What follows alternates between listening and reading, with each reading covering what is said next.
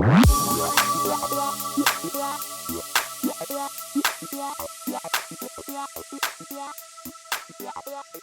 were just ruminating about Saif's book on economics and how much easier it is to get through than most tomes on economics, specifically the one that you're emulating and taking tons of ideas from, which is Human Action, the great Mises himself.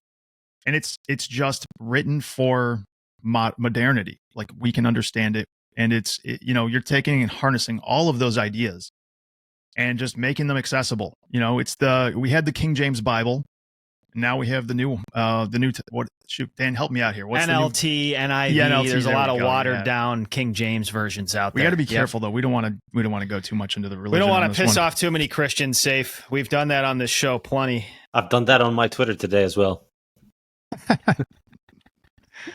The title of this podcast, or the intro phrase we shill is "We talk Bitcoin, we talk finance, we talk shit."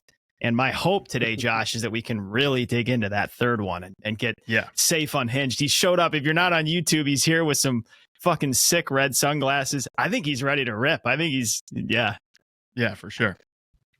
I'm seeing red. Yeah, let's put it that way. Love to hear it.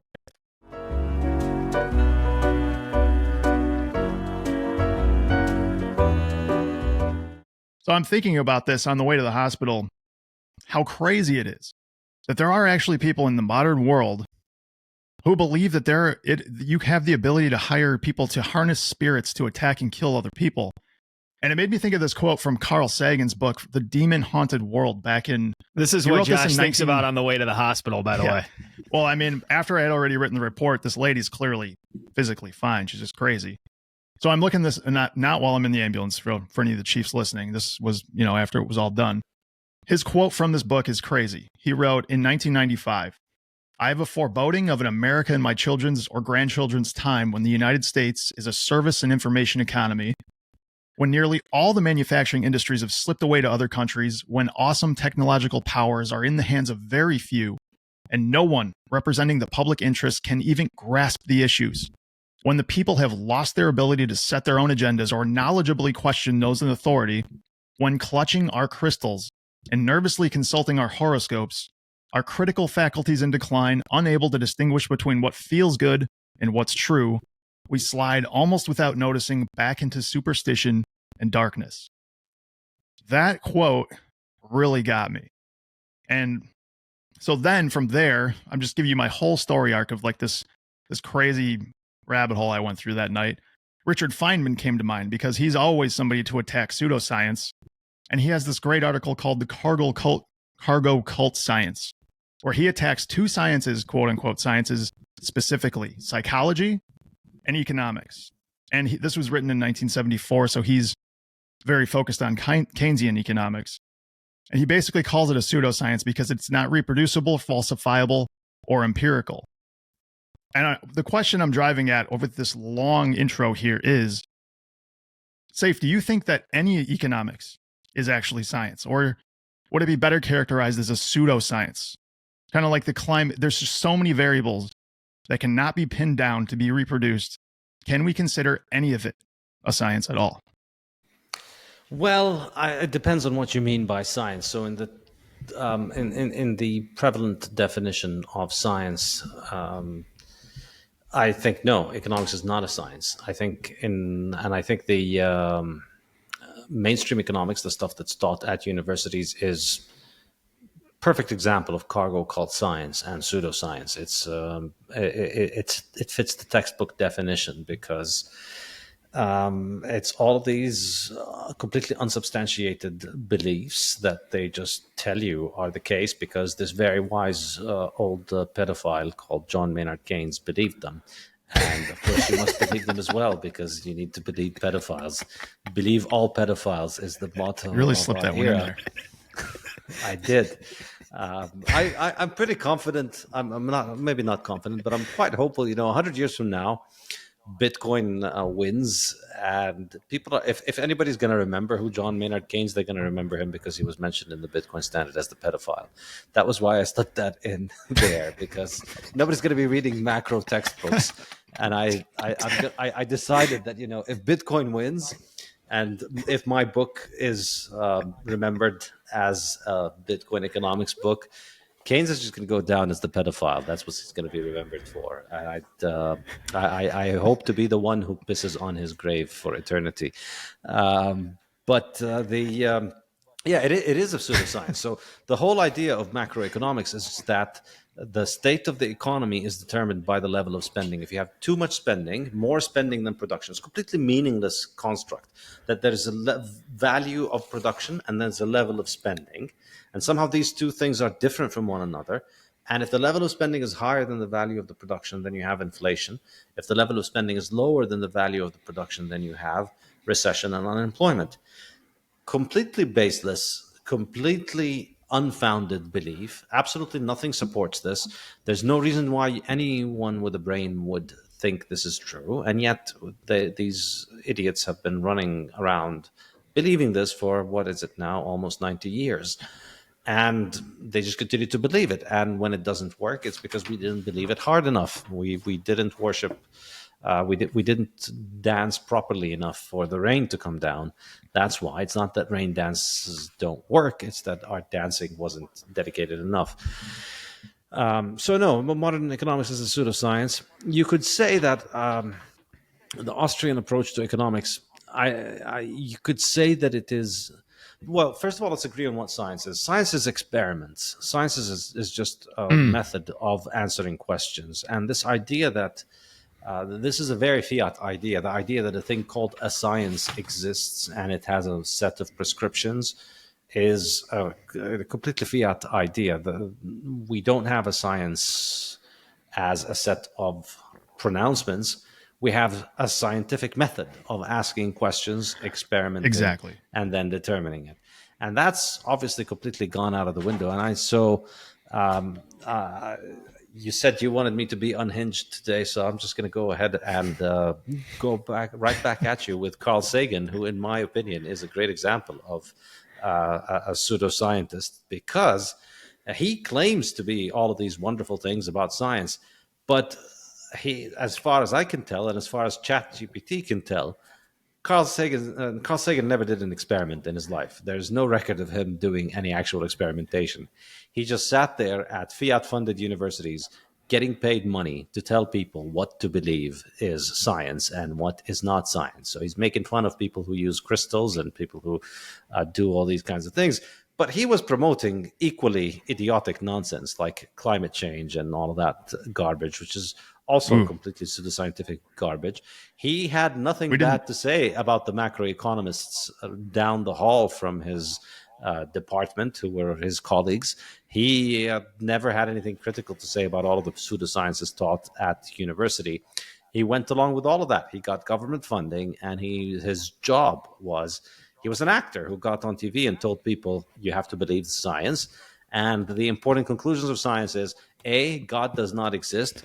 B, you are completely inconsequential and meaningless because you live in a very large, very, very, very, very, very large universe with billions upon billions upon billions of stars. And so you're completely inconsequential, and so you don't matter. So shut the fuck up and listen to what we tell you.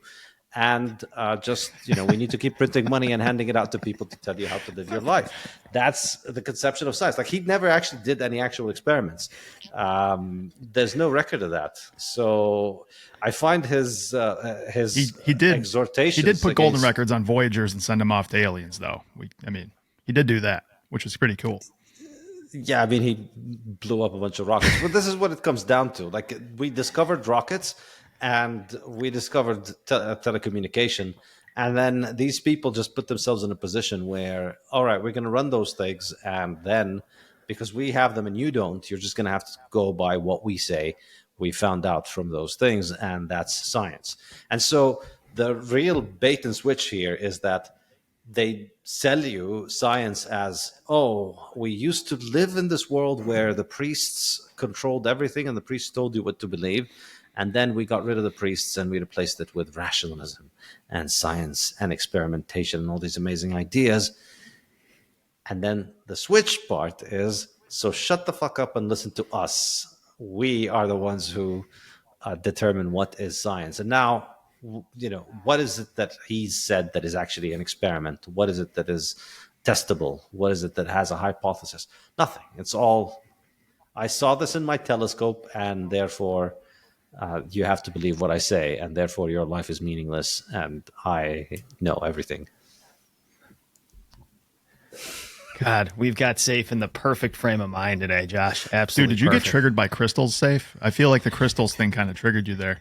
No, but honestly, I'm curious now. Like, he's talking about the crystals. There must be something there, because like he yeah, I don't know what that change was exactly, but that's in the preface of the book. It just came to mind because this lady was, the witch doctor situation. That quote came to mind. I had read that book recently, but yeah, thank you for that though. That was, dude, you're nailing that. That is exactly dead on as far as like pseudoscience is concerned. And I actually had never really thought about the fact that Carl Sagan himself, I haven't done that much research on his background, but it would be interesting to find out what actual science he had done besides being an actor. Clowns can spew wisdom every once in a while. Yeah, I went through his Wikipedia page. There's nothing that's remotely scientific there. And then somebody asked ChatGPT, which I thought was a very cool idea, because ChatGPT has read a whole bunch of stuff. So they'd come across, well, he did an experiment for this or that. And ChatGPT said that we don't know if he did any experiments. He's known for his public communication of science. And it's a huge red flag. It's just, yeah, he's out there telling people what science should be telling them. He's not actually doing any science. Yeah, the new priest. I was just going to say, if we do step on you a tad, we have a little bit of a delay, just as a heads up. Yeah, that's fine. Follow-up question here to maybe poke some Bitcoiners and some macro folk, of which that was our primary interest before we found Bitcoin. But to get into kind of useless exercises and analysis, which you love to do, you love to point out the pointless quantitative whatever it is in the world. How much attention do you pay to, say, quarterly macro headwinds? I actually don't know what your answer is going to be here. Treasury market, equities, liquidity, repo markets, Fed meetings, this type of thing. How helpful do you think this is once someone has the big picture? Is it worth their time and energy? How much of that assessment do you actually do week to week, month to month? And do you find it beneficial or not? Practically nothing. Since last few years, since basically becoming convinced of the Bitcoin thesis and just moving on to a Bitcoin world, I don't think about that stuff at all. And I think this is really one of the main value propositions of Bitcoin, that you're not out there trying to outguess everybody else in the market. The extent of my interest in the market right now is that I check TLT, which is Treasury long bonds, and then every time it makes a new low, I post on Twitter dunking on the bond bros and the fiat bros, but that's about it. That's the extent of my following. And then, when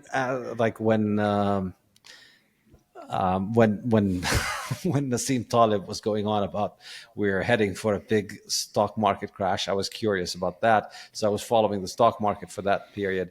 And he said that in January, and the stock market put in one of the best 6 months on record right after he said it, when he was, and almost like a Kramer indicator there.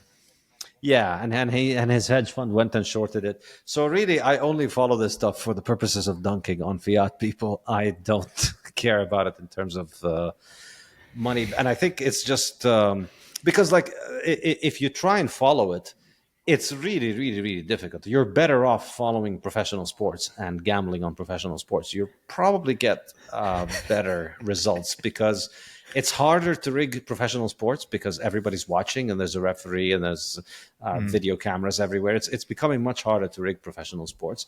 And because, like, you can make sense of professional sports. Like, you can tell this team's defense is crappy and that team's attack is good. They're likely going to concede a lot of goals, so let's put money on that. I think that's probably a wiser use of your time.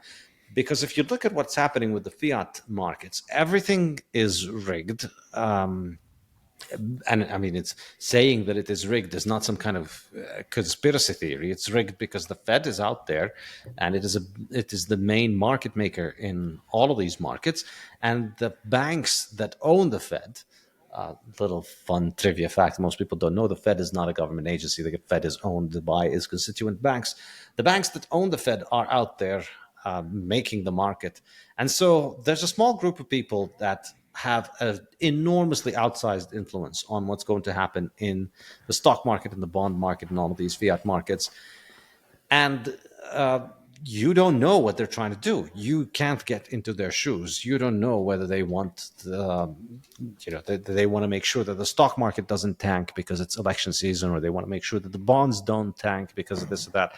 And it's really difficult. And I think the last year and a half has been an absolute slap in the face for anybody who thinks that, well, not anybody, but I'd say the vast majority of fiat people got a massive slap in the face, because as soon as the Fed started hiking, everybody said, all right, we've seen this movie before. We know how it ends.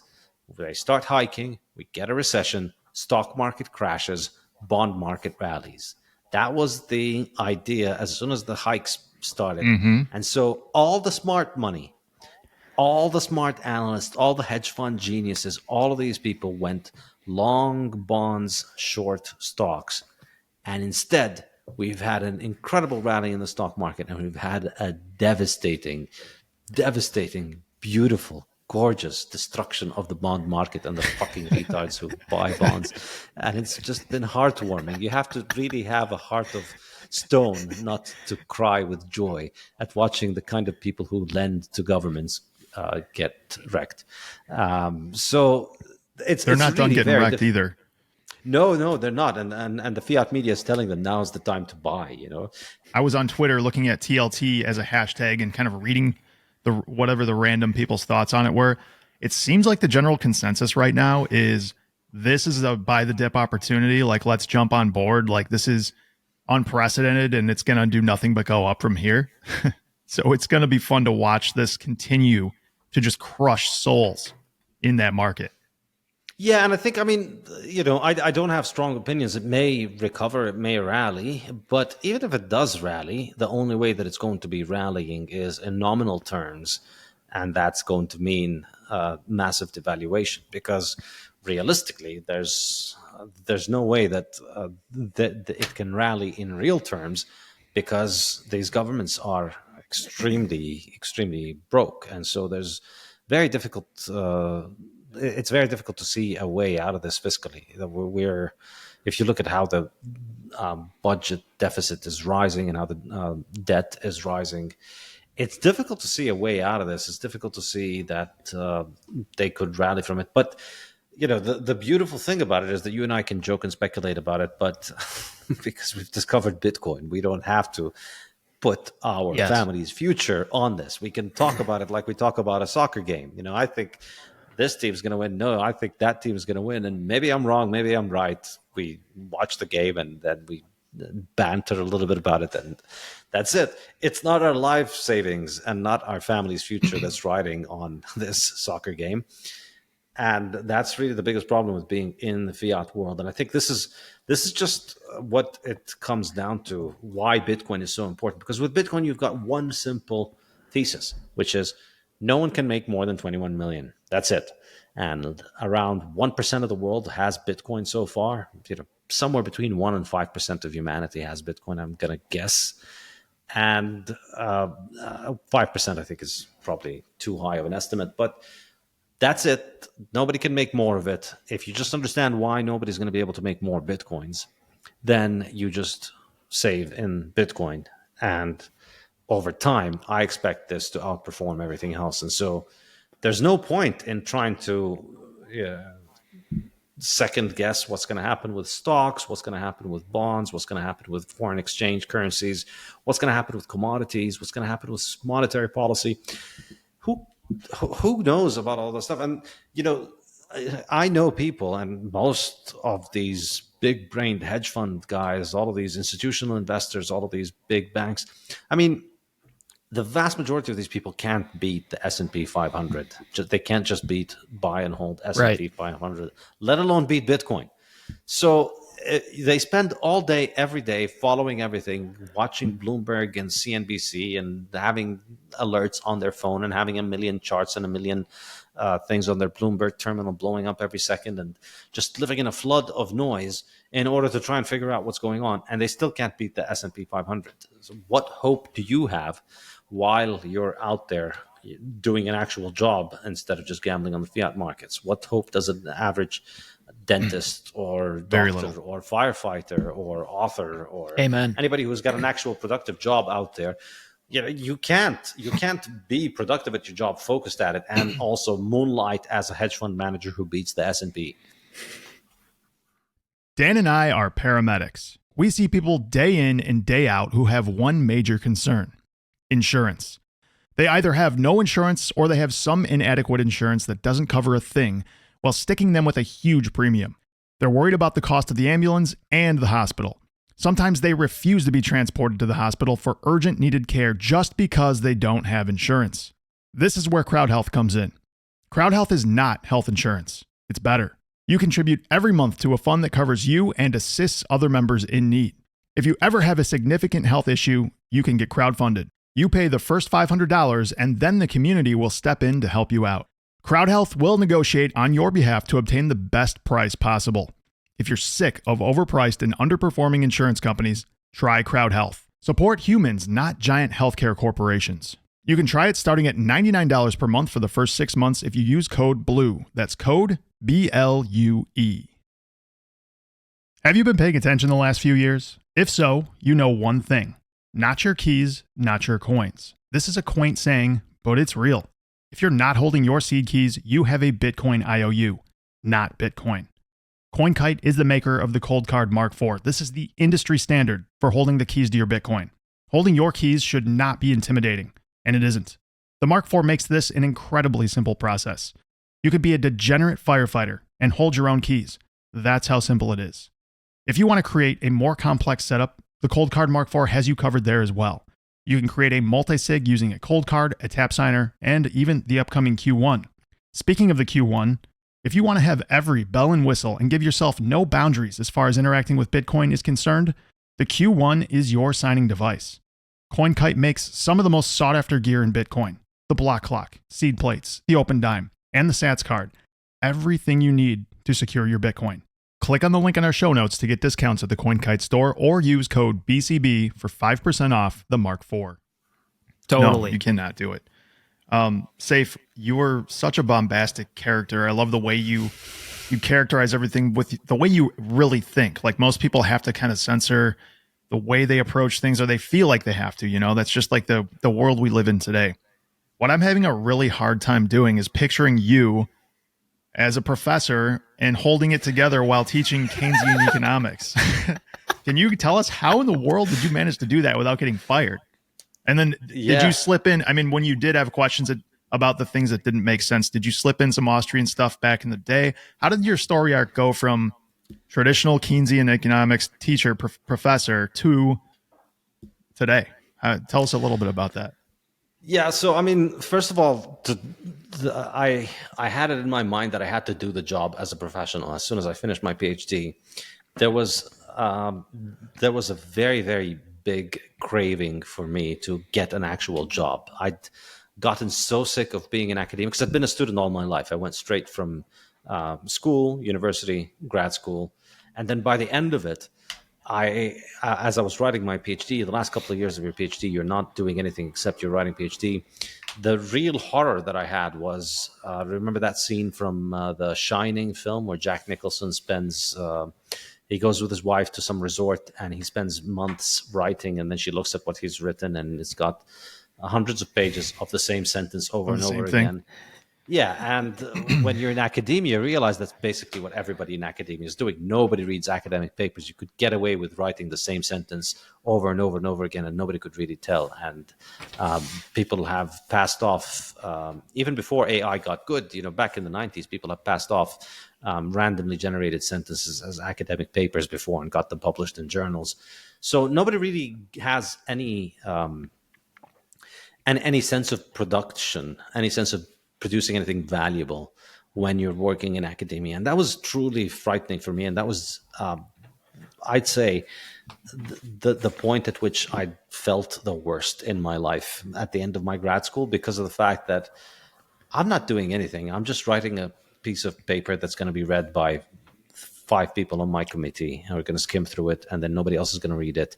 And what kind of miserable existence is this? I could be out there doing actual things that are productive. I could be a firefighter doing something useful, like you guys, putting out actual fires and saving lives. I could be baking things or making sandwiches or driving cabs or just doing something valuable so that other people could tell you thank you, and then you feel good about yourself, like your existence matters. So that's the frame of mind with which I ended grad school. So that set me up very well for wanting to do my job extremely professionally. So I just took the textbook and I thought to myself, how do I become the best economics professor these kids are ever going to have? I needed to do it because I needed to feel good at producing something. So there was a lot of professionalism with that. But of course, as you said, you can't just completely cover up who you are. So the way that I managed to pull that off was that I give them the explanation of the Keynesian stuff, and then when it stops making sense to them, when it becomes clear to them that, hey, this doesn't make sense, then I tell them what's actually going on. Tell them, well, you see, this doesn't. I remember there was always this thing. This became like my trademark. So I'd explain the Keynesian theory, and I'd look at the kids and I'd say, does this make sense? And, they don't want to say no. So most of them are just kind of nodding. And then there's always one guy who goes and says, no, it doesn't make sense. And then I ask him, what's your major? And it would almost always, it would be the engineer. Because we had engineering students taking the macroeconomics classes, and it would be the engineer. Yeah. And I'm saying, you must be an engineering student. And he's like, yes. And I said, of course, it doesn't make sense because you're right. Not because you don't get it. You're right. It doesn't make sense. And then I'll just explain to them why. You see, what's going on here is you're being sold a scam.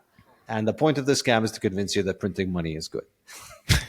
That's it. And so if you understand that this is an elaborate lie for people who just want to print your money and devalue it, it all begins to make sense. And indeed, it does make sense. And then you can understand it better from the Keynesian perspective once you understand what's going on. Once you see the strings pulling the puppet, you get to understand what this puppet is. It's no longer this mysterious thing. How does this make sense? Oh, it does make sense. It's an elaborate lie to print money. And this was in Lebanon, and then I quit my university job in 2019, and then in 2020, so many of my students would email me or message me on Facebook. Yeah, you were right. It is all just an excuse for money printing, because then they had the hyperinflation in Lebanon in 2020, and they all did it, and they would all. There's so many who would post about it.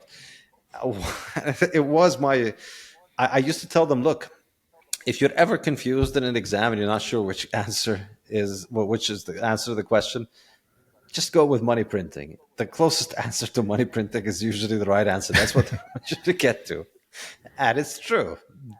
Always, the student, it's stuck with the students that anytime anything goes wrong, the answer is to just print money, and then. And that's the way to fix it. So that's how I managed to do it. And I think I did a good job of it, because I at once explained the concepts that they were supposed to learn. Because after all, I couldn't just spend the entire class talking Austrian economics, because these kids would then be required, at least the econ majors would go on to study intermediate macro. So they needed to know the beginner level stuff before they could move on, or for the advanced classes, they might go to grad school or something. So I had to teach them the stuff that's in the textbook, and I also had to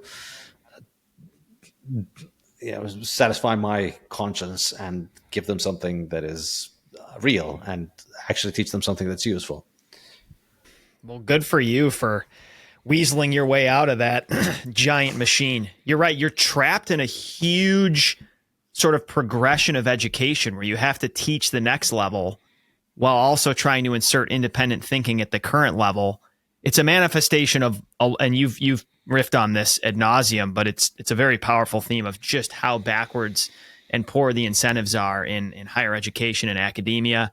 And one thing we've been talking about on this show more recently, Saif, is just the idea that weak money has really led to weak skill sets and a weak workforce. Like the number of soft, supple, plush wusses out there, like well into their 30s doing nothing, really adding nothing, doing nothing, and able to keep kicking the can down the road is startling. I mean, you ask our parents or our parents' parents, it's changed a lot. And I think much of that goes back to first principles. Here's my question with that, assuming, conceding that you probably agree that a lot of people are pursuing tracks they shouldn't and sort of disincentivized from really finding productive skill sets. As you look at the next generation, as you look at today's youth, what sort of skill sets do you think should be honed that are going to be marketable for decades to come? What comes to mind first? It's a difficult question to answer. I think the most obvious answer, and the one that I usually give, and the one that I used to tell my students at university, is coding. I think coding is a huge one, and I think it's huge because it involves a very high amount of productivity. So if you can code your moving machines, and the machines are moved by code, and machines are enormously productive. So coding is a very powerful skill. I'd say also writing is a very powerful skill, because writing is also, it's like programming humans, because you're giving knowledge to humans, and it's enormously valuable because it's enormously valuable at the level of being able to communicate the things that you want in a workplace, whatever workplace. You want to be able to write an email that explains what you want from your bosses or your subordinates or your colleagues. You want to be able to write it properly. You want to be able to communicate what you want. And I think it's enormously valuable as a skill. I am a writer, and I'm a big fan of writing. And I do all my work is done through email. I've run my website where I teach my courses and sell my books. I run the entire thing on email. We don't do meetings. We don't do phone calls. Whatever you want to do, you sit down, you write it in an email, and you send it. And then you get to read it when you have the recipient gets to read it when they want, and they can respond. And it's just an enormous increase in productivity if you're able to communicate effectively through email and through writing, rather than needing to meet, because that's just so much more expensive in terms of time. So I'd say writing and coding are two good things. And I think, I don't know, sometimes I wonder whether all of this AI stuff is going to maybe decrease the premium on coding. I'm not so sure. I think it's going to increase the productivity of coding.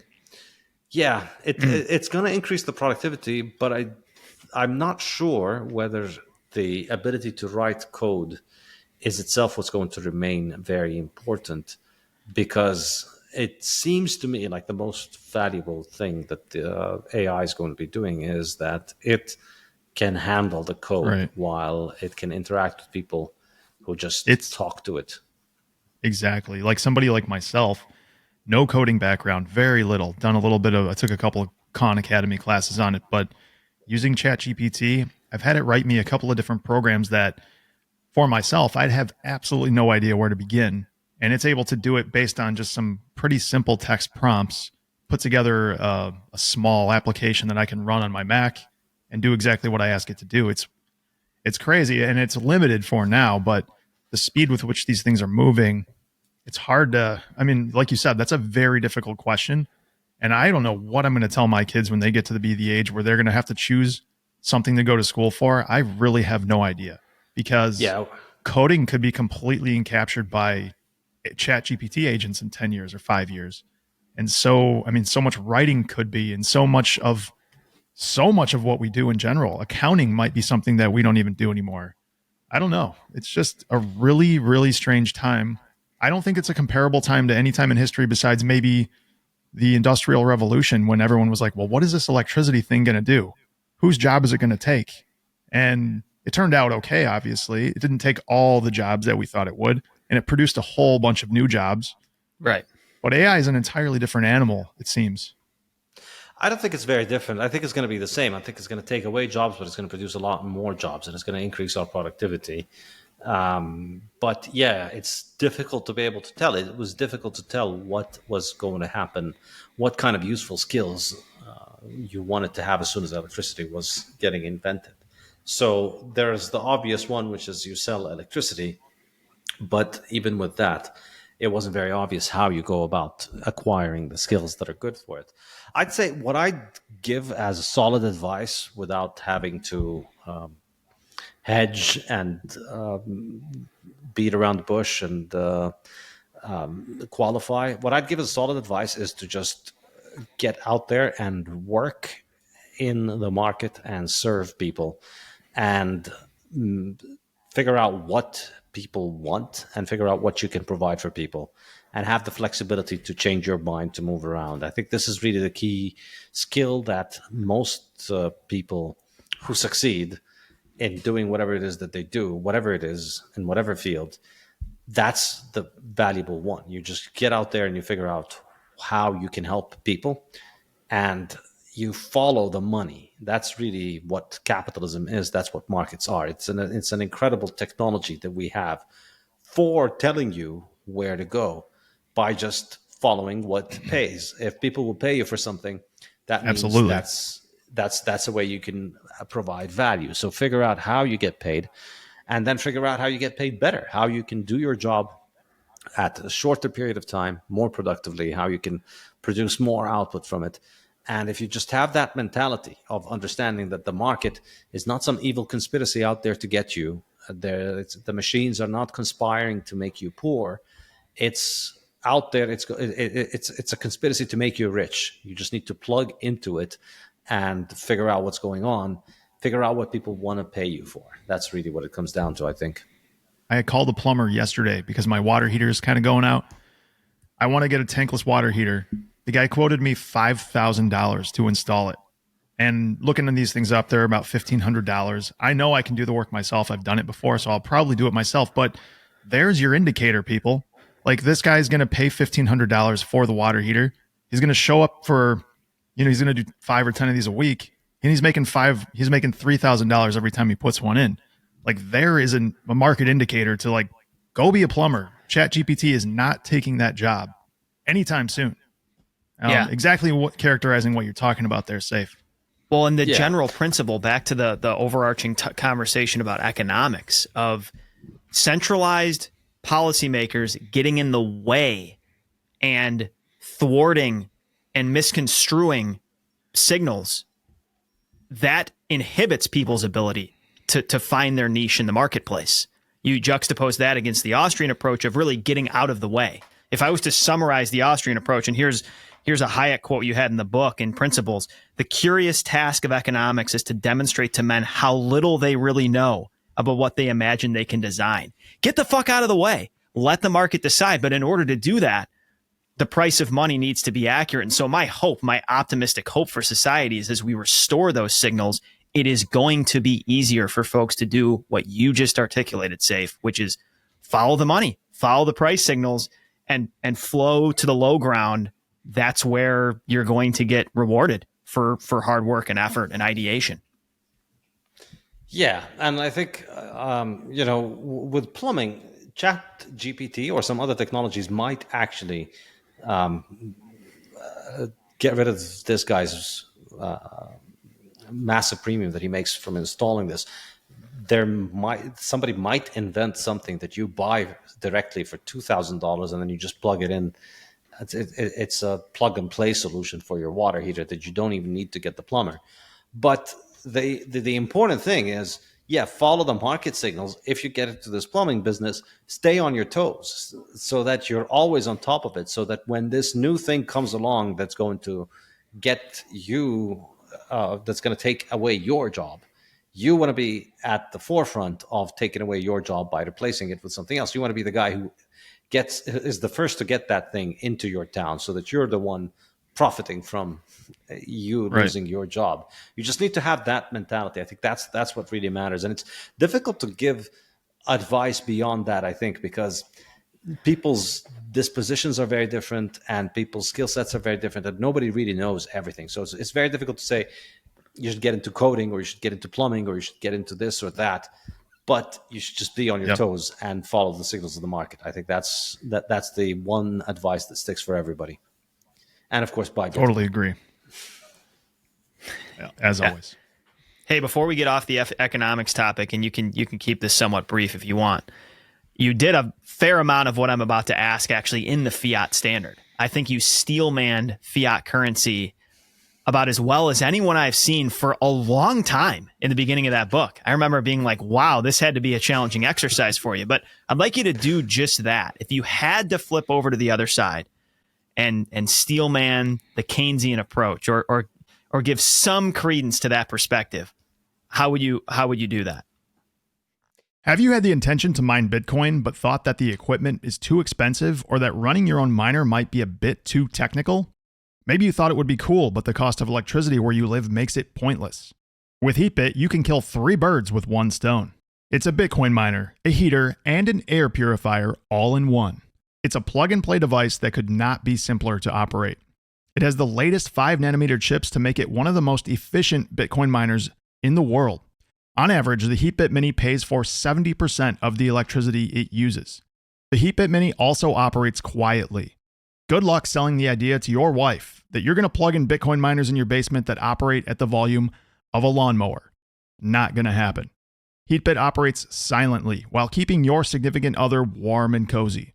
HeatBit cares about your marriage. So, if you want to mine Bitcoin and remain married, order a HeatBit Mini and keep warm while it pays for its own electricity bill. Visit heatbit.com and use code BCB for 5% off a HeatBit Mini. Well, let's not do the Keynesian approach because I think that's just completely and utterly indefensible. But I could steelman fiat money in general, without getting too much into Keynesian theory. I'd say the fact of the matter is that by the 19th century, our technology for moving stuff around and for moving information around started advancing so much that it was a lot faster than our ability to move our money around. And our money back then was gold. And we could have people trading goods, moving goods around very quickly because you could put them on trains, you could put them on ships and on cars and then airplanes. And on the other hand, you could also a lot of money is information. So you could actually just send it by telegraph and telegram and all of these very fast technologies. So economic activity started moving at a very fast pace and money couldn't keep up. And that necessarily means that anybody who is willing to give up on using the physical money and having it in hand and is willing to take a credit representation of that money at a bank instead of it is going to save enormously on transaction fees. So if you run a business and you're willing to take payment by check or by other kinds of bank payments that are essentially credit, rather than actually taking physical gold, you're going to save enormously. In fact, this was the de facto state of the art by the end of the 19th century.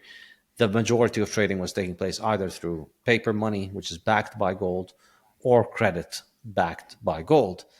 And so the steelman here would be that you inevitably have this, and that is inevitably a centralizing technology. And so you have every city is going to have its main bank, and every country is going to have a main central bank that connects these countries together. And so you're going to end up with a monopoly on this because it just naturally tends towards centralization, because the more centralized it is, the more efficient it is. And so, well, if I were to really steelman, so I guess the usual status argument would be it's going to have to be, you'd rather want it to be the government. You would rather have the government in charge of that monopoly rather than having a private entity. That's kind of a normative approach, but I'm going to just that's a positivist approach. But I could just even say I could say a value-free argument for it, which is that whoever ends up in charge of that bank is going to end up in charge of the government, because they can just buy the biggest guns, effectively. And so we inevitably tended toward that system wherein the guns and the money had to be in the same hands, because you couldn't have the central bank without you couldn't have the central bank without government acceptance and government blessing, and that meant they had to be married. That meant that marriage had to happen between the two, between money and the state, because of the centralization of money under the gold standard. And then you've opened Pandora's box, because now you've established a monopoly.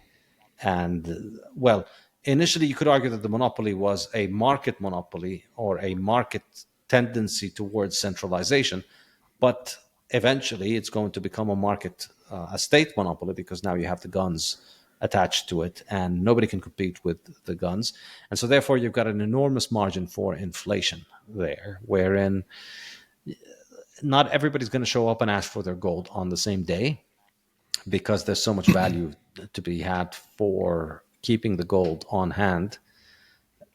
Keeping the gold in the bank rather than having it on hand. And so therefore that allows a lot of room for inflationary credit expansion by the central bank and the state. And you've opened Pandora's box. And so then it's futile to say, let's close down Pandora's box. Then we get into a world where it's a challenge for, I want to unleash that Pandora's box to do what I want. And that's 20th century politics. So we have no choice. Right. Where the genie is out of the bottle, and we have to fight over what the genie is going to do and what wishes we're going to ask him to grant. We can't just wish for the genie to go back. I totally agree. What you just described, the coordination between the banks and the government, and how all of these intersecting, they're all kind of moving in the same direction. They've got, this revolving door between large banks and the government. This is all very predictable, and why Thomas Jefferson said a couple hundred years ago that central banks are more dangerous than standing armies, because he understood that inevitably they coalesce into the same thing.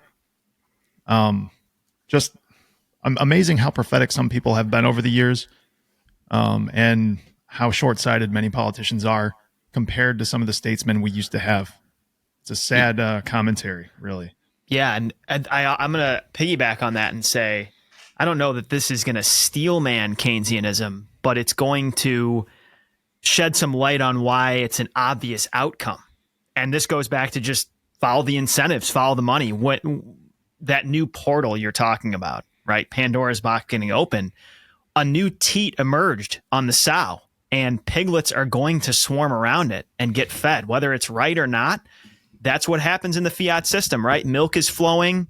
Underfed runts are going to want to get in there. It gets messy, and it begs the question, do we need a new sow, right? Because you kind of like, when that comes to be, the piranhas are going to just absolutely swarm the blood, right? And that's what happened in the fiat system, is that you have the ability for people to siphon off the top, to get closest to the spigot. It's an obvious outcome that would, I could argue, happen 10 times out of 10.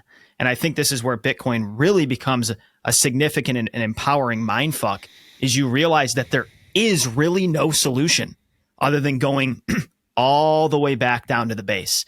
You're not going to be able to regulate certain pigs to get milk here and then and make it fair. You've got to swipe the whole farm and reset from ground zero. And that's, I think more and more people are realizing that, but I think that is the real realization. Yeah. Well, it's a justification for the reasons they do what they do, right? Like, it's almost like this whole theory was built from reverse. Instead of like theorizing, like, how can we make this work in a more efficient way for the world? It's how can we justify our overreach and spending and use the fiat money to benefit ourselves over other people? How can we create a system where this seems to be justified? And that is the angle, from my view, that Keynesian economics was created. I think so. Yeah.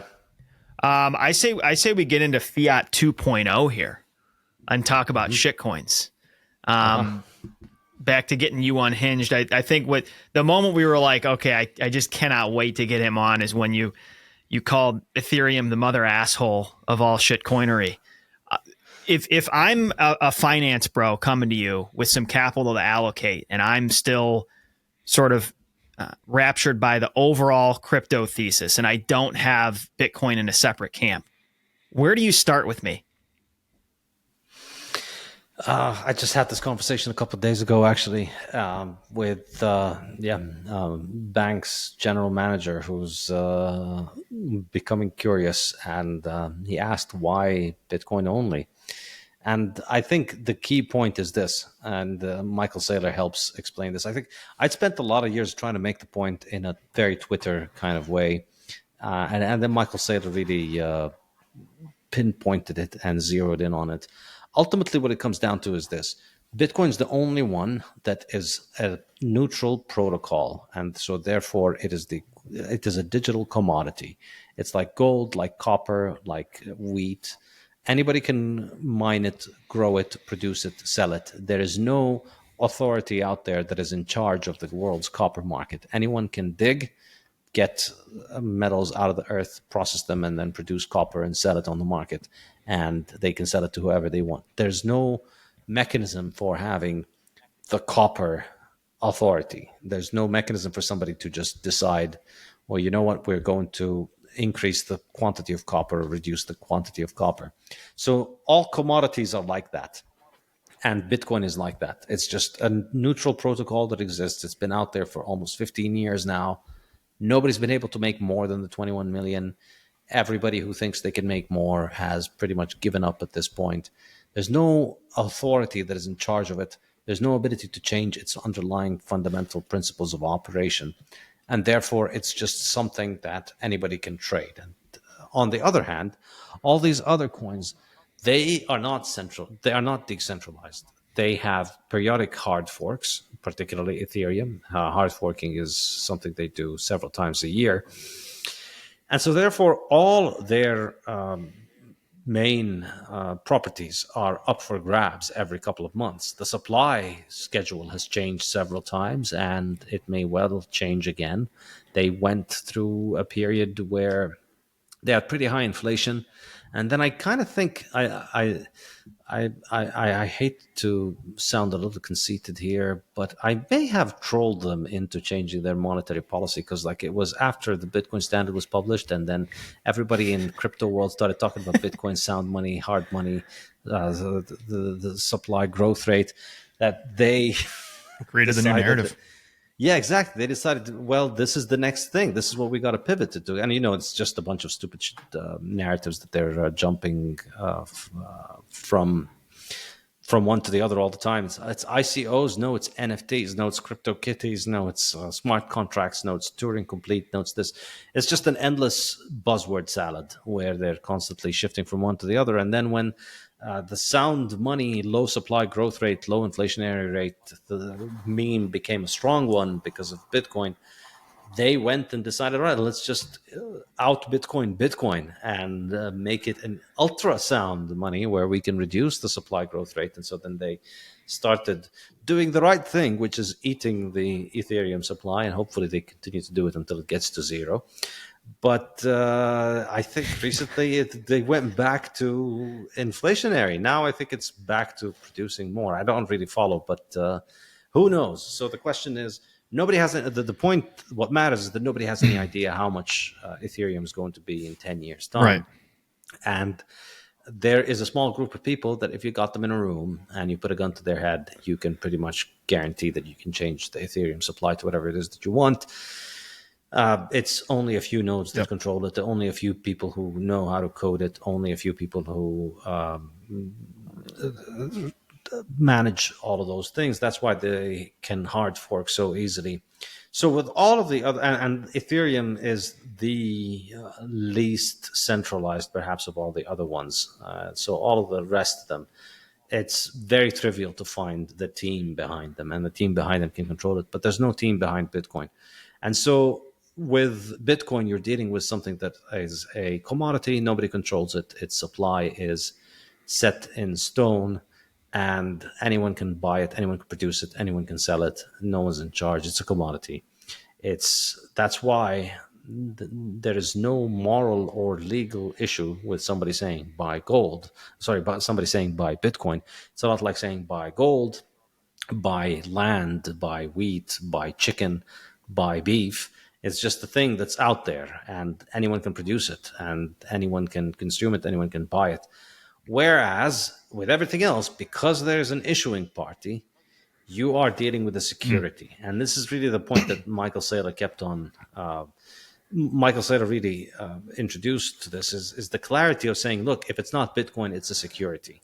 And I think that's even more powerful than just saying that it's a shitcoin. They are shitcoins, but the technical term is that it's a security. And the reason that there's nothing wrong with it being a security, but there is something wrong with being a security and pretending that you're a decentralized commodity, because you're not a decentralized commodity. You're a security.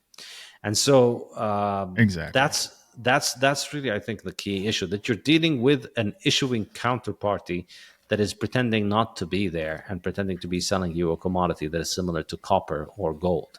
So there's fraud and there's a moral issue here, but even putting aside the morality issue, because that doesn't really matter to most people these days, there's a massive risk issue. You could get rug pulled. They can rug pull you. These things are optimized for rug pulls. And there's protocol risk, exactly. There's coding risk, there's all kinds of risks that you're signing up for. And ultimately, the proof is in the pudding. There are more than 25,000 altcoins out there.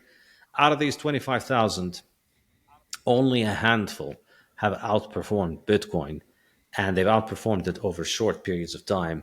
And it's almost certain that they won't continue to outperform it. So the idea that you're going to be able to pick which one of these is going to outperform Bitcoin based on some theory, some hypothesis about what matters is complete nonsense. And even the shitcoiners who pretend like, there's all these shitcoin hedge fund bros who pretend like there's an actual thesis behind all of their stupid scams. I mean, they talk about the winners that they have, but they don't talk about the many. Yes. They don't talk about the many. I don't talk about my losers because I have so few. What it comes down to for Ethereum and all of these shitcoins really is credibility. You get burned through one cycle. Most rational, semi-intelligent people get into the space and they will get burned, and they will realize quickly none of these other altcoins, shitcoins, whatever you want to call them, have credibility because they are centralized. They will be changed. Decentralized finance, quote unquote, has been halted multiple times. Solana is a complete joke. All of these things have no credibility in the end. And when that realization does strike people, they look around and they say, well, what does have credibility in the space? What hasn't changed? What cannot be changed? And the only answer to that question is a single coin. Bitcoin is the only one. While we're talking about the mother asshole, though, I do want to ask your opinion on this. And I think this could go either way because we just can't predict where this is going to go, but I just want to hear your thoughts. Cucked Ethereum. When it does the state is going to co-opt this thing if it hasn't already. CETH, cucked Ethereum. Yep, keep going. Yes. Do you believe that's going to it could get very valuable because that could be a tool that they want to use to perpetuate CBDCs, perpetuate a whole lot of other controlled, centralized scams from the state's perspective. It does seem to be a competitor for Bitcoin in the shorter term in that way. What are your thoughts on that?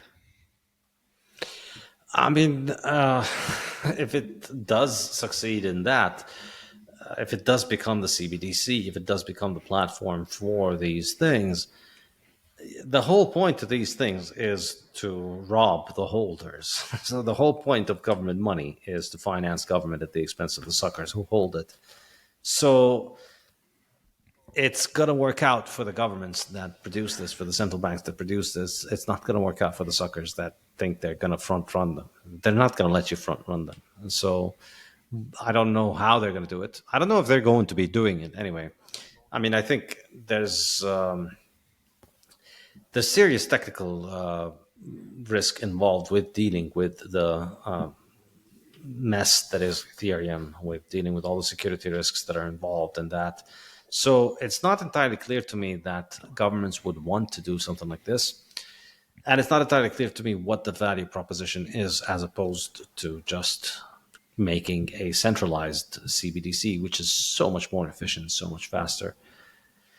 I don't particularly see this as a very likely scenario. I mean, it could happen. Who knows? I don't have a crystal ball, so maybe it does happen. But I think the important thing is that, I mean, this is just another one of these many other fiat world games where you're gambling on things you don't understand, and you're better off just following a sport and gambling on your sports team. I think that's just what it really comes down to. It's a lot better to put your money where you know what's going on. I still rather stick to the 21 million hypothesis with Bitcoin rather than get into this minefield of potential rugs based on this idea that the world's central banks are going to put all of the global monetary system in the hands of Vitalik and his little unicorn elves. I like your quote a second ago of most cryptocurrencies are optimized for rug pulling. We've been barking for a long time. I mean, on the spectrum of decentralization, the current markets, the current fiat system is far more decentralized than all of these large crypto protocols. And so it's we've both just started reading Crypto Sovereignty, a new book out, Eric Kassan's book, and he spends a lot of time in the beginning, which is something a lot of us have said, of crypto camouflage for Bitcoin. These two things aren't just different; they're polar opposite. Polar opposite. Couldn't be any more different, but general consciousness still largely has them conflated. And for me, that just spells opportunity. As Bitcoin keeps humming along, not changing, accomplishing everything it's set out to do, the fact that people are confused and have it equated with something totally useless and vapid and inefficient, and the list could go on, that's a good thing for the stacker of Bitcoin right now. It's just going to be really interesting, I agree, Josh, to see how long it takes for people to really get the difference. I mean, I'm totally open to the possibility that I think we maybe will see another huge Bitcoin altcoin bull run where a whole new swath of individuals get butt fucked and then see the light. I don't know how long it's going to go on, but I'm not necessarily saying it's over. Folks, when a fellow firefighter, family member, or friend asks us where we buy Bitcoin, we point them to Swan. It's the place Josh and I have dollar cost averaged into Bitcoin for years. At Swan Bitcoin, you can set up automated Bitcoin savings plans as well as execute instant purchases. They serve clients of any size, from firefighters to institutional investors, and an account is startlingly easy to set up. I've watched a fireman do it on a smartphone while sitting in a recliner in less than 7 minutes. Swan also offers Bitcoin IRAs. You can start or roll over a traditional or Roth IRA with enterprise-grade custody, attentive service, easy onboarding, and transparent fees. Visit swan.com for details on everything that Swan offers. Ladies and gents, the fact is that Bitcoin remains decentralized because its ledger is distributed all across the globe. The thousands of computers that keep track of who owns what and ensure the accuracy of the Bitcoin blockchain are the nodes. You ought to be verifying your own transactions and balances, as well as enforcing the consensus rules yourself.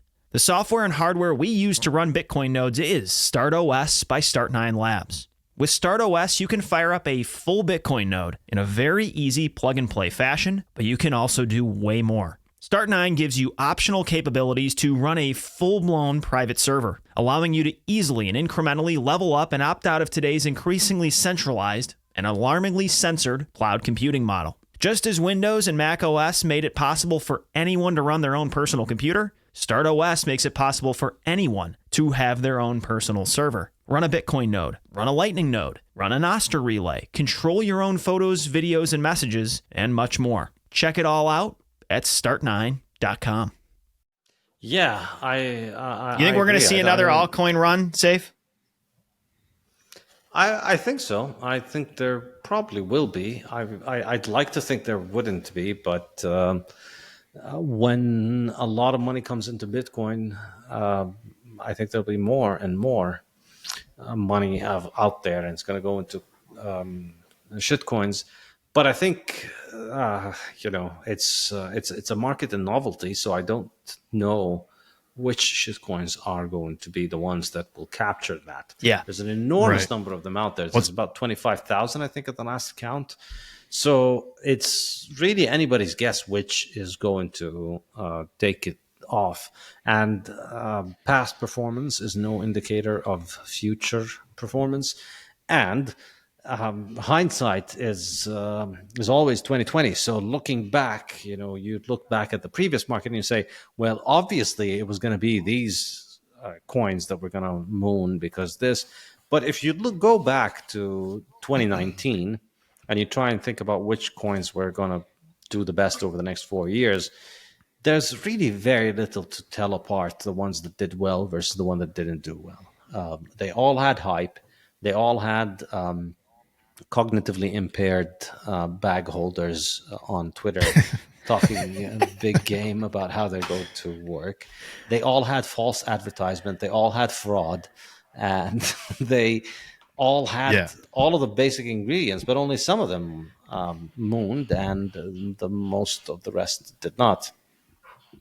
The most entertaining thing from my perspective is always so in 2017 when I became aware of this whole space, it was ICOs, which actually do make some sense in a way. Like if you have a legit company and you want to disseminate securities about it and you're open about how these are actually securities, it's just a different way to kind of round about the whole SEC to fund your company, right? If you have a legit company, makes some sense.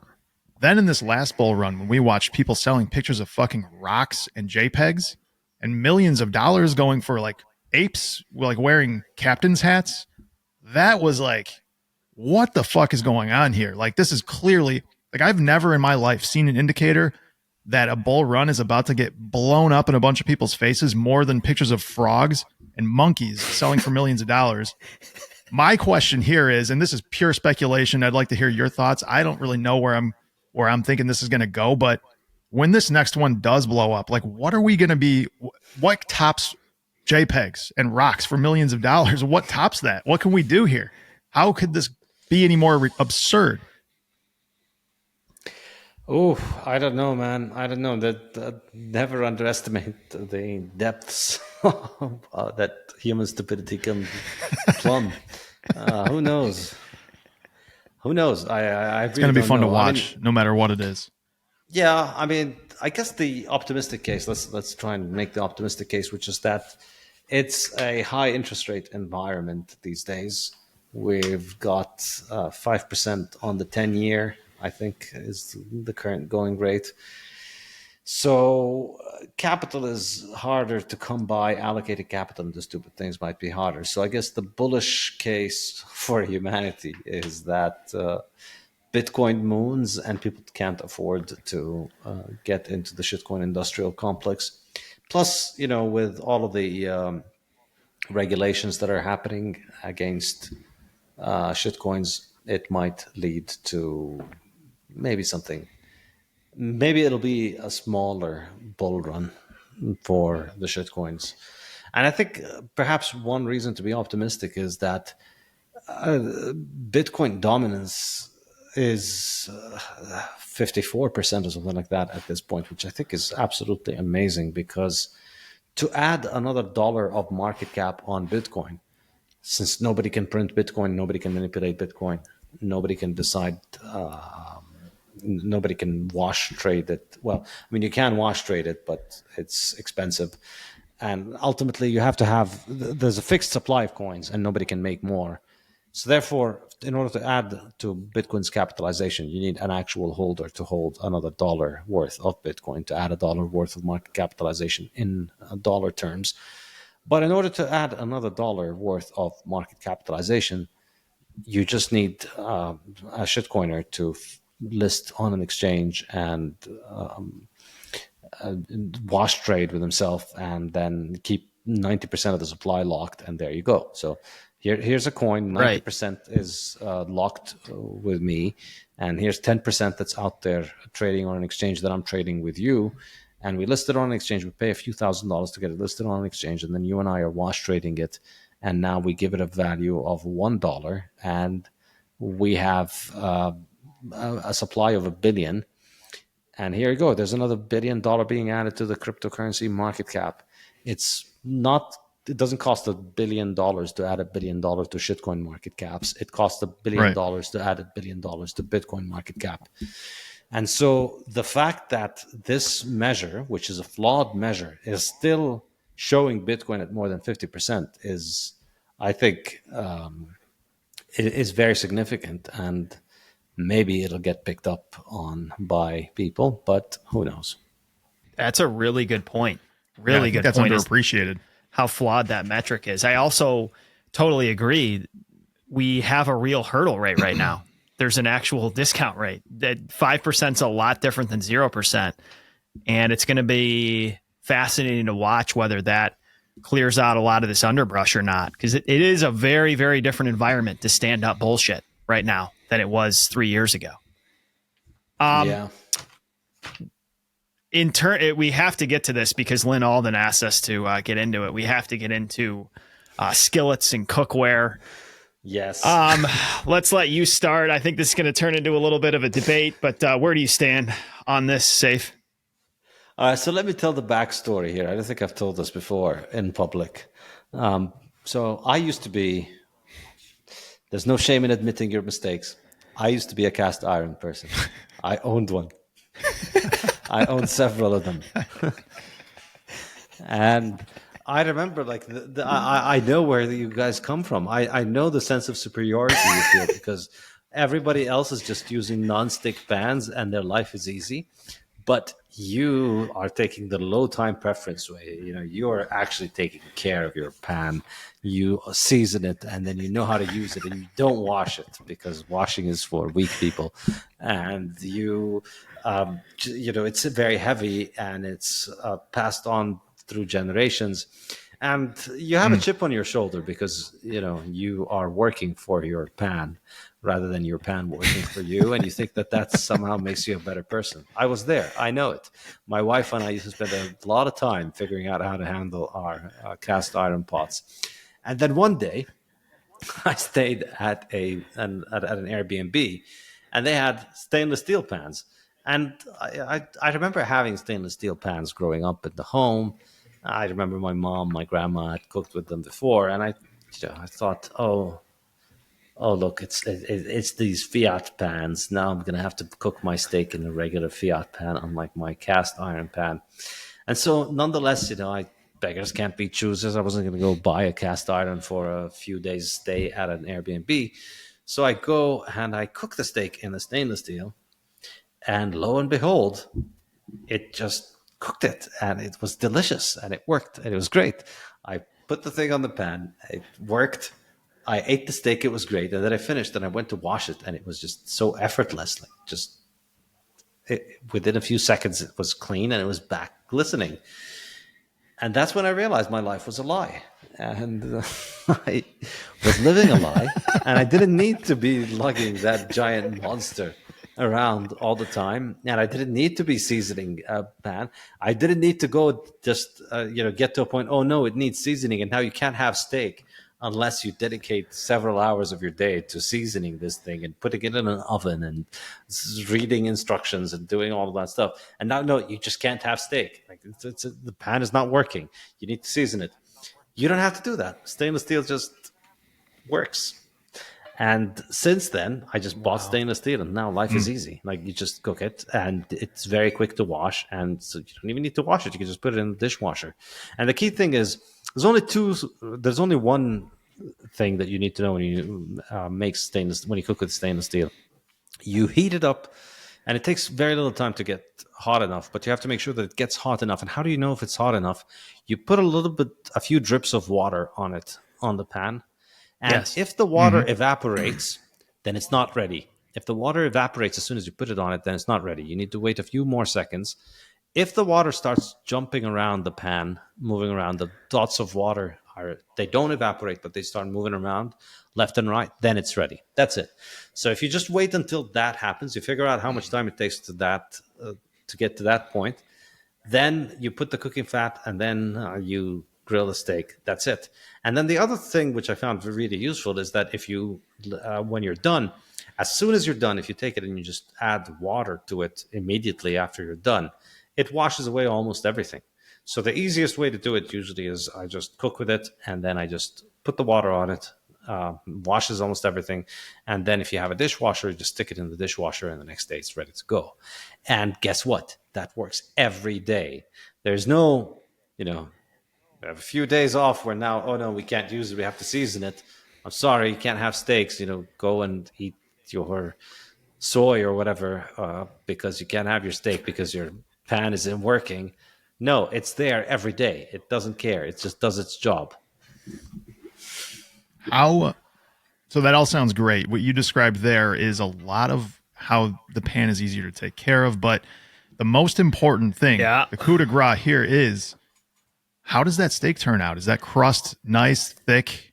Is the crust as good on the stainless steel as it is on the but the main piece of evidence I'm coming with here is that the heat retention and distribution on a good cast iron skillet is hard to beat, and the versatility, because you can cook something stovetop, then throw it in the oven. That can come in handy.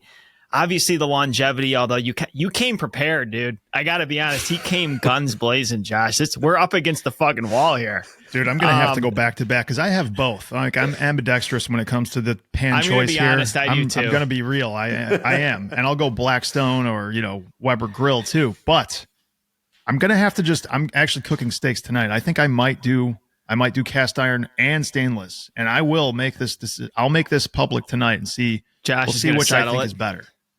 I'll settle this. We do play harder than we are safe, by the way. Like, we act like we're cast iron maxis. This is going to piss a lot of people off. We're bimetallic. We are bimetallic at the firehouse and at our own houses. We've got both of them. But I will say, that's in a pretty the woke thing to firehouse, say, Dan. I mean, you go either way. Like, you'll go stainless, you'll go iron. Like, you don't really care. Fluid. Like, whatever kind of appendage it has, you'll put it in your mouth. Yeah. Yeah, I mean, I think the whole the whole idea that it tastes better, I don't think it's true. I've done blind tests before. I've had two steaks, and I've cooked two steaks on cast iron, and I've tried them. It's you can't really tell the difference. And if you can tell the difference, then that's because you're probably eating rust from the cast iron. And if you think that that's a good thing, then you just acclimatize yourself to the taste of rust. And here's the news flash. I think it's more important. Like, what? You're not supposed to taste what the fat. oil are you using? You're supposed to taste the meat. You're not supposed to taste the fat. It's really about the meat. And so, if you're attached to the taste of cast iron, you're just addicted to rust. It does. I will say that it does hit close to home. I'm highly triggered, Josh. We have 3 houses at the department we're at, and there's a giant cast iron skillet at each one. Actually, so heavy, in fact, to bolster some of Saif's arguments, that there's been a point where my finger's gotten stuck in that handle, and I almost fucking feel like I broke my finger. That's how fucking heavy this thing is when it kind of goes sideways or gets awry. But that thing has cooked thousands of meals at our department, and I think that's pretty true around the country of fire stations. Bimetallic, and wow, Saif, yeah, he came guns blazing, dude. Yeah, no doubt. We didn't even tell him we were going to ask him that, and he was fully prepared to defend. I saw Lynn's tweet, so I came prepared. He came but ready. Also, I think I'll make a concession. Homework. I think I've not tried the cast iron on fire. I've not tried stainless steel on fire. I've always thought stainless steel is too nice to put on a fire. So when I make a fire and I want to, sometimes I'll grill a steak. I'll put the steak on a cast iron in a fire. So I could see that I'd keep the cast iron for the fire, just because I think stainless steel is too nice to ruin with fire. Okay. Some nuance there added to the argument there. We're probably wrapping up here, but I just want to ask a general question about your experience writing the Bitcoin Standard and everything that happened after it. How did you think the book was going to do, Saif? Like, it's by far I'm sure the highest selling Bitcoin book that's ever been written. It's a fucking classic. Did you know you were really onto something special when you published it? Did it shock you? And what's the whole experience been like being a best-selling author? No, it definitely shocked me. I definitely did not expect to do this, and I did not expect people to like it this much, because I mean, I wrote the Bitcoin Standard when I was 37, so it's not like I spent all my life being an author, a successful author. I always knew that I was a good writer back from school. You know, teachers would tell me that I was a good writer, and at university I was a good writer. I could write well, but I never could get myself to sit down and focus and write anything proper. And being in academia was the equivalent of writer's block for life, because you have to write according to certain standards, and you have to write according to certain, you have to believe the certain things that they tell you, and you have to build on these things. And that's just very suffocating. And that's part of the reason why I couldn't write anything for I barely wrote anything in 9 years as an academic. And the things that I did write were just not really good. I don't recommend anybody read any of my work before the Bitcoin Standard. It wasn't really interesting. Well, maybe there was one paper on aviation that's kind of good. It's called Slowdown. But most of the time, it was very difficult for me to write. And so I knew that I may have been a good writer, but I did not think of myself as a good writer in the sense of being able to sell books.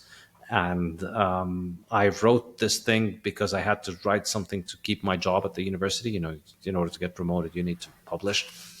And so I thought I'll just write about Bitcoin because that was the only thing that I'd been researching for the past few years, and it was the only thing I could write about. So I started writing about it, and I thought, well, I'll publish it and see what happens. And I did not expect it to succeed this much. I was pretty surprised, and there was an element of, oh yeah, they actually like this book. They actually like my writing, and discovering that, well, maybe it wasn't just a good writer at the level of school and university. Maybe I am actually good enough to be a professional writer to do this for a living. So that was a pretty big shock, and it's really shocking for me because I thought it would be an academic book that would sell a few copies. It might be popular with some Bitcoiners. I didn't expect it to get to the point where so many Bitcoiners and so many people who are not even Bitcoiners are just interested in Bitcoin are interested in it. And the real shock for me was that was the moment when I realized, oh wow, I've really done something special here. It was in 2019. It was actually, I'm not even sure it was 2018 or 2019. It was maybe a few months or a year after the book was out already. So it had already been out and people were buying it, and still it hadn't really sunk in that it was such a good book for me. And then this guy emails me, someone I don't know, that he just found my email and emailed me, and he said he's been reading Austrian economists for 30, 40 years or something like that. He's got signed copies of books by Rothbard and a whole bunch of other economists in his library. And he's an older guy, and he doesn't even care about Bitcoin or digital currencies. He's just a libertarian Austrian guy. And his son was in college, and his son was into digital currencies and stuff and crypto. And his son came across the Bitcoin Standard, and then he started reading it thinking it was a crypto book. But then he found all this Rothbard and Mises stuff, and said, these are the guys that my dad reads. So he told his dad about it, and his dad read it. And even after reading it, he still didn't care enough about Bitcoin. But he told me, and this was the moment that blew my mind. He told me in that email, he said, I've been reading Austrians and I've been reading economists for 30 years or something like that. I have a library full of these books. And I have to say, your book does a better job of explaining money than any of them does. And it just blew my mind then, because I did not expect this to be the case. So yeah, no, it really surprised me. One of the things I enjoyed most about the Bitcoin Standard, besides obviously the educational aspects of it, was your complete devastating takedown of modern art. And I just wanted to know if you had seen this on Twitter. It was yesterday. I think this popped up. It was a new spring water. Like, it was basically, let me see if I can share my screen with you here. Hold on a second.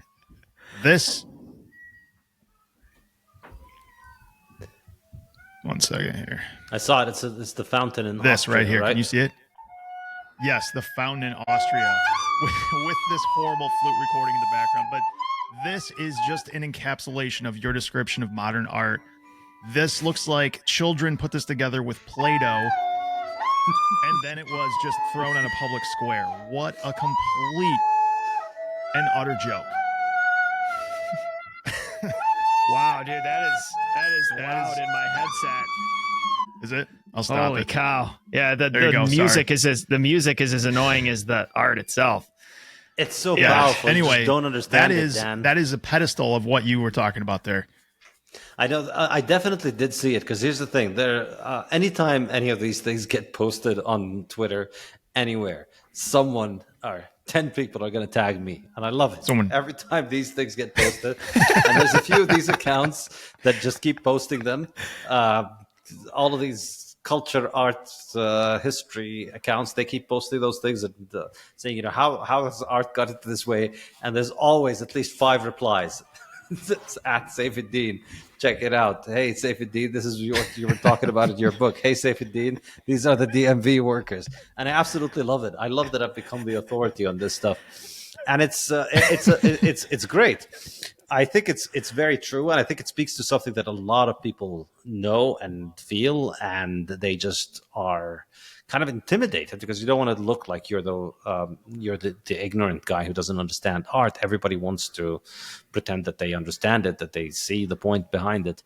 And it's in a sense, I'm like the boy who cried, "The emperor has no clothes" here, and then everybody looks around. And, yeah, actually, he is just naked. I could do this stuff in 15 minutes. You're right. I could splash. That is just a banana taped to a wall. It is just a banana taped to a wall, and there are an infinite number of such stupid ideas that anybody could do. Taping an apple to a wall, taping an apple to the ground, taping an orange to the ceiling. There's an infinite number of those things, and it takes 5 minutes to think of them and to produce them, and there's nothing special about it. And we need to mock the people who do them, call them idiots, instead of glorifying them. And, what I find really, really perfect about this entire thing, what I really love about it, is all the people who are extremely critical of me and all the people who just get really upset about it, and and they treat it like it's sacrilege. Like, how dare you call Damien Hirst these names? How dare you call all of these artists whose names I forget from the book which I mentioned? How dare you? Like, you don't understand this guy, Mark Rothko. You just don't understand Rothko. No, I fucking understand. You don't understand Rothko. And what's really amazing for me is how they think this is sacrilegious that you could call these people idiots, when the entire fucking premise of modern art is just sacrilege. It's just sacrilege. That's what it is. Like, here's a museum where we put on display the amazing works of these incredible artists and sculptors who spent decades agonizing over a piece of marble in order to make it so beautiful, in order to make all these amazing features in it, and the people who spent years and years painting amazing paintings. And I'm just going to go and put a fucking banana on a wall and put it right next to that, and I'm going to tell you that it's the same thing. Like, the entire thing is sacrilege. Your entire idea of this is art is just sacrilege. That's it. That historically, art is something difficult, and only the best artists get into the museums.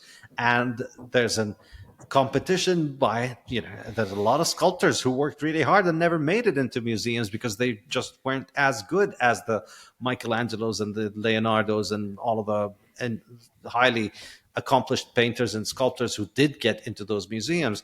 And now somehow you can just get in by putting in a bunch of clay or throwing a bunch of paint or doing all of that stuff. And somehow we are not allowed to be sacrilegious toward that sacrilege. And it's just such a perfect encapsulation of Fiat life and Fiat world, where all of this stuff, all that they do is sacrilege. And of course, there's also the other aspect of sacrilege, which is that, they'll put a statue of the Virgin Mary in a jar of piss, or they'll put a cross with Jesus on it, and put it around maggots or some shit like that. And as if that's it sounds like you have some modern art ruminating in there that you need to just get out. You need to get that art out, and you need to get that in a museum. None of that is original. Somebody is willing to take that on board. Done that stuff. So a lot of people have done it already. But so this is what really gets me, and I think for me, it's the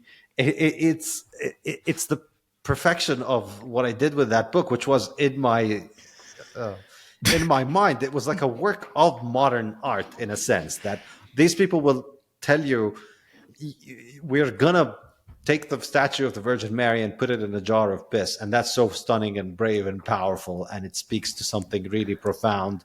And if you don't understand it, that's because you're a fucking idiot. And now, when I call these people idiots, now they turn into the religious conservatives. Like, how dare you call Mark Rothko an idiot for masturbating into the paint that he put into that painting? Like, how dare you insult our prophet? And it's just getting really interesting out there. Like I didn't even think about that. Like masturbating into the paint. Like now we're talking. Like, Josh, you were saying you're about to paint your house. You should come into the fucking yeah, nobody will know but me. It'll be my little before secret. You lay it on what the do you wall. think of the What do you think of that pearlescent white on the wall? It's good, isn't it? Yeah, Benjamin Moore, Josh, come blue. Too far, Dan. Too far. Yeah, even Saif, for this show. There were some fucking funny parts of the Bitcoin Standard. They can be polarizing, but they are hilarious to read. And I wanted to ask you that question from a second ago because it's got to be weird to put pen to paper. You're in your own little world. You release this thing into the wild. The next thing you know, you're this world famous author with a classic. Now, I'm gonna say, we told you this before we click record. I think my favorite of your 3 books is Principles. And you told us you spent more time on that than the other 2 combined. Is that what you were saying? You spent more time on Principles than the Fiat Standard and Bitcoin Standard combined? Yeah, possibly even more than double the time that I spent on the Bitcoin Standard and the Fiat Standard. Yeah, I started working on Principles as soon as I finished the Bitcoin Standard, and I got the idea for Fiat Standard, and I wrote the Fiat Standard and published the Fiat Standard, and all along I was still working on Principles of Economics. So it went really from 2018 to 2022. Well, no, 2023.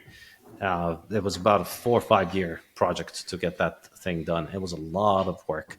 Definitely worked really, really hard on it. So yeah, I would agree with you. It is, I'd say as a book, it is better. I'm not sure I would say my favorite. I think the Bitcoin Standard is still my favorite because it was the first, and it was there was a little bit of spontaneity about it and just off the cuff rawness, which I really like about it. And the fact that it was the first, it really changed my life as a book. Yeah. When people ask me what book changed your life, I mean, it really was the Bitcoin Standard. It definitely changed my life in a very profound way. So maybe that's my favorite.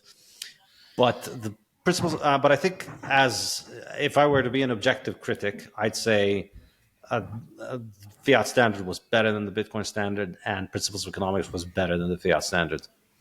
Yeah, absolutely. I would not characterize any of your books as pissing into a jar on the Virgin Mary, but this last one was closer to a Rembrandt, for sure. Thank you, sir. You're welcome. Saif, we won't keep you any longer, my friend. This was a blast. Keep up the good work. Anything you want to say as a closer, as a handoff to our audience? Thank you guys for having me. This was a lot of fun. It was good to blow off some steam. I hope you guys don't mind the red glasses, but these lights, love them. Can bother me, and this makes it easier. So I'll be doing more. I guess I'll be doing more podcasts if I could wear my red glasses. So I maybe can start getting used to it. And thanks so much for having me, guys. And thanks for all the banter and all the fun. You give us an idea of where to find your resources, your website, your books. Yeah, Saifedean.com is my website. I teach online courses on that website. So there's a Bitcoin Standard online course, there's a Fiat Standard online course, and there's now the Principles of Economics online course, which is in lecture 4 now, chapter 4. So it's an 18-chapter book. We're doing 1 chapter every 2 weeks. And there's a new lecture that gets posted every 2 weeks. And then we have a weekly seminar where we discuss the topic of the lecture. So join as a member of Saifedean.com. It's my sort of university replacement for the digital age, where you don't have to show up and you don't have to go through all of the bullshit politics and paying crazy money for Fiat University. It's just a simple membership, and you join the seminars online. And we've got... and you get a copy of the book, a digital copy of the book. And I'm on Twitter at Saifedean, x.com, I should say now. You can also check out my new publishing house where I am publishing my books. So the Principles of Economics and Fiat Standard I self-published. And now I'm also publishing Lynn Alden's new book, Broken Money. So you can get it from Amazon in paperback and hardback, but you could also get it from my website in beautiful cloth hardcover, low time preference cloth hardcover, and also Fiat Food, this new book that I helped co-write with Matthew Lysiak, which discusses how people in the 20th century who use fiat money ended up eating garbage as food. It's a very, very, very, very fascinating investigation into this story. I highly recommend that book. And you can also get those and the Bitcoin Standard, all of them in a package from the safehouse.com, the safe, SAIF house.com. Hey, an idea for you for Lynn's book or any of your books. Can we get a cast iron cover on Broken Money? Cast iron front and back. I think that'll sell. That motherfucker will sell and it'll cook steaks. Lynn is a stainless steel maxi like me. She's on my team.